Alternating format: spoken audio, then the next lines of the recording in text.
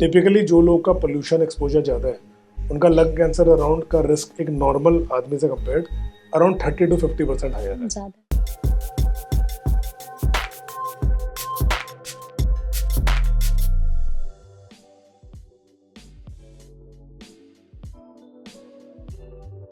Sir pollution की बात कर रहे थे, तो जितने भी पोल्यूटेड एरियाज़ हैं, अगर वहाँ पर कोई बच्चा पैदा हो रहा है जो नवजात शिशु है, तो उनमें ऑलरेडी वो सारी चीज़ें होंगी जो अगर हम जैसे हम बात कर रहे थे कि जितने हम हानिकारक केमिकल्स हमारी बॉडी के अंदर जा रहे हैं, तो उनमें कितना रिस्क है आगे चल कर के किस एज ग्रुप में लंग कैंसर होने का, और क्या उनकी इम्यूनिटी पहले से वीक होती है या नहीं, इसके मामले ये में? बहुत ही इंपॉर्टेंट और सीरियस पॉइंट आपने उठाया है। तो मेजर प्रॉब्लम क्या है, देखो बच्चों के लंग्स यंग होते हैं, उनका इम्यून सिस्टम कमजोर होता है। राइट। तो जैसे मान लो मेरी लंग में धुएं का पोल्यूटेंट चला गया, तो मेरा इम्यून सिस्टम स्ट्रांग है, मैच्योर है, तो उसको पकड़ के उसको ईट कर लेगा, या उसको मान लो कोई उस पोल्यूटेंट से कोई सेल डैमेज हो गया तो डैमेज सेल को किल कर देगा इम्यून सिस्टम। तो नेट रिजल्ट ये है कि I am less predisposed to cancer compare to a child. मान लो कोई बच्चा है, ना तो उसका लंग मैच्योर है, ना उसका इम्यून सिस्टम मैच्योर है। अब यही पोल्यूटेंट उसके लंग में जाएगा तो उसके लिए बहुत ज्यादा डैमेजिंग होगा कंपेयर टू एक अडल्ट। तो ना केवल इनमें कैंसर का रिस्क और बढ़ाता है, पर इनको chronic long term respiratory illness भी कॉज कर सकता है और इनके इम्यून सिस्टम को भी डैमेज कर सकता है।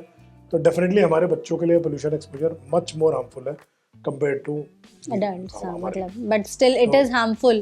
तो ऐसे मतलब जो इस तरह बच्चे पैदा हो रहे हैं, तो उनके लिए हम कुछ प्रिकॉशंस ले सकते हैं अगर उन किसी के लिए मजबूरी है कि वो इसी जगह पर रह रहे हैं जहाँ पे पोल्यूशन बहुत ज़्यादा है? मतलब एयर प्यूरिफायर यूज के अलावा बहुत कुछ हम नहीं कर सकते, क्योंकि बच्चों को मास्क पहना के रखना मुश्किल है। ये है कि एक तो जो पोल्यूटेड टाइम है ये तो सभी को फॉलो करना चाहिए, नॉट जस्ट किड्स। घर से बाहर कम निकले, घर बंद रखे, एयर प्यूरिफायर यूज करे, आउटडोर जाए तो मास्क यूज करे।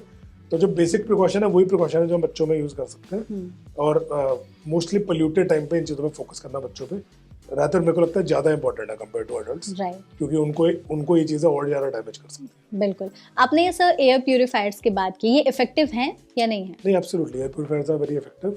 ये एक सेफ, देखो अब दिल्ली में जो पोल्यूशन है वो तो मेरे कंट्रोल में नहीं है, बट ये है कि एटलीस्ट मैं जिस एनवायरनमेंट में काम कर रहा हूँ या रह रहा हूँ या सो रहा हूँ वो एनवायरनमेंट को मैं कंट्रोल करने की कोशिश कर सकता हूँ। तो जस्ट लाइक वाटर के लिए वाटर प्यूरिफायर होता है, वैसे एयर के लिए एयर प्यूरिफायर होता है। और आज की जनरेशन के जो एयर प्यूरिफायर्स है, जो फिल्टर बेस्ड या हेपा एयर प्यूरिफायर है, वो कम्प्लीटली सेफ है। और खासकर जो हजार के AQI एरिया में जो लोग रह रहे हैं उनको जैसे आज के दिन क्या है कि वाटर प्यूरिफायर का कोई स्टिग्मा नहीं है। हर आदमी के घर में वाटर प्यूरिफायर है, चाहे RO हो, UV हो, every person has water purifier in their house. जो लोग दिल्ली जैसे शहरों में रह रहे हैं जहाँ पे AQI 400, 500, 800 होता है, उन्हें एयर प्यूरिफायर को भी उसी तरह समझना चाहिए। और उन्हें सबको मेरे हिसाब से, मतलब मेरा personal opinion, I know it is an expensive intervention, पर जो लोग अफोर्ड कर सकते हैं उन्हें अपने घर पे एयर प्यूरिफायर रखना चाहिए। तो सर जैसे कुछ लोग जो नहीं अफोर्ड कर सकते, तो उनके लिए क्या अल्टरनेटिव ऑप्शन हो सकते हैं एयर प्यूरिफायर की जगह? तो वन इज की एक तो क्या है, रूम को, घरों को क्लोज रखें पोल्यूशन के टाइम पे, और कोशिश करें कि आउटडोर एक्टिविटी कम रखें। क्या होता है कि जो पोल्यूटेंट्स हवा में फैल रहे हैं वो हवा के सर्किट से बार बार फैलते रहते हैं, प्लस बाहर से जब अंदर के थोड़े से सेटल भी होते हैं, बाहर से और पोल्यूशन अंदर आ जाता है। तो ये कि by closing the house you allow the pollutant to settle on the ground and और पोल्यूशन अंदर नहीं आता, नंबर 1। बाय सेकंड इज आप आउटडोर एक्टिविटी कर रहे हो तो एटलीस्ट मास्क पहन सकते हो। तो आइडियली तो N95 मास्क पहनना होता है, जो कोविड के टाइम पे हम पहनते थे। अच्छा। तो N95 मास्क इंश्योर करता है कि छोटे पार्टिकल्स उस मास्क के थ्रू आपके लंग में ना जाए। जो सर्जिकल मास्क है वो भी कुछ टू सम एक्सटेंट हेल्प करता है, बट एक्चुअली जो मास्क सबसे यूजफुल है वो N95 मास्क।